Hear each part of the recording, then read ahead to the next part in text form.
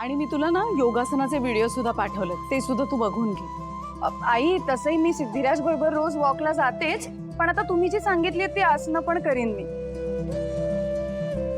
ताई नमस्कार, तुमच्याकडे जरा काम होतं.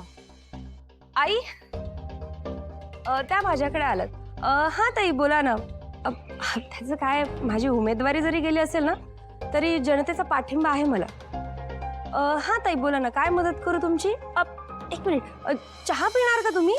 नाही नाही नाही, एक काम करते, ग्रीन टी मागवते. म्हणजे कसं, ग्रीन टी फक्त श्रीमंत लोकच पितात ना. आणि त्याचं काय, तुम्ही असंच जर माझ्यासोबत राहिलात ना तर असंच महागातलं ग्रीन टी प्यायला मिळेल. बोला, काय मदत करू मी? ताई चाय नको, खरं तर आम्ही तुमची मदत मागायला आलो होतो. हां, अगदी योग्य ठिकाणी आलात तुम्ही.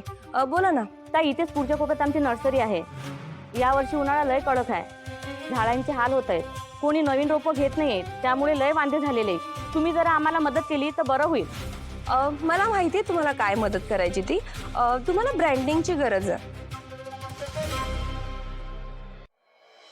ब्रँडिंग म्हणजे? आपला बिझनेस लोकांपर्यंत कसा पोहोचवायचा याला ब्रँडिंग करणं म्हणतात. आणि हे सगळं इंटरनेटवर चालतं.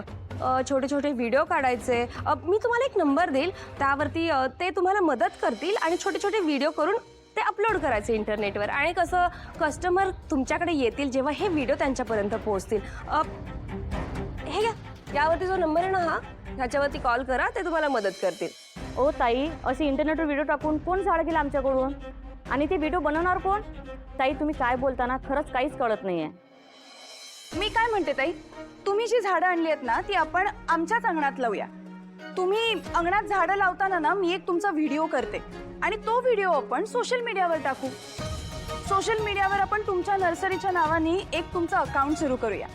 तुम्ही कुठली झाडं सावलीत लावायची, कुठली उन्हात लावायची, झाडं कशी लावायची, त्याची निगा कशी राखायची, या सगळ्याची माहिती द्या आणि तोच व्हिडिओ आपण पोस्ट करूया. म्हणजे आपण तिथे खालती तुमचा नंबर देऊ, पत्ता देऊ, तुमची नर्सरी कुठे आहे ते सुद्धा लोकांना समजायला मदत होईल ना. हो ताई, लोकांनी नुसतं व्हिडिओ बघितली आणि झाड घ्यायला कोणीच आलं नाही तर? माझं म्हणणं आहे की तुम्ही आठवड्यातनं एक दिवस यायचंच गाडे पाटलांच्या घरी. म्हणजे कसं आहे, त्यानिमित्तानं आमची बागही नीट राहील आणि तुम्हालाही फिक्स काम मिळेल. आणि जेव्हा सगळ्यांना समजेल ना की गाडे पाटलांची एवढी सुंदर बाग तुमच्यामुळे इतकी नीट राहिली आहे, तेव्हा इतर लोकही तुम्हाला त्यांच्या बागेची कामं देतील ना. कसं आहे, झाडं लावायची आवड सगळ्यांनाच असते, पण ती नीट जगवता आली पाहिजेत ना. तुम्ही त्याबद्दलची नीट माहिती द्या.